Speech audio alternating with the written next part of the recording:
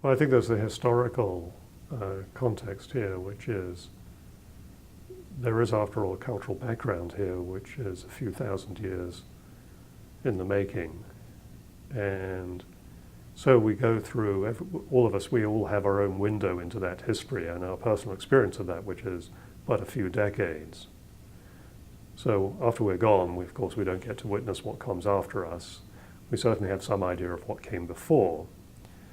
And I don't think we should write off what technology will do and the fact that people will be sorting themselves into communities regardless of what the technology is. So what has happened is that if the shtetl was an example of you have people in a physically confined space preserving community, well, now people are geographically dispersed, but the technology now allows people to begin to maintain community again without being physically in a shtetl, but they can certainly be in a virtual shtetl.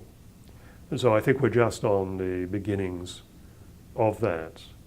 And while, I have not had the benefit of spending a summer in a program, say at the National Yiddish Book Center, you consider the number of people who, here they are as young adults, being put in not only physical but intellectual touch with that corpus of work, and surely out of this will start emerging, people will start authoring and thinking about, there will be vibrant discussions about, where Yiddish goes from here.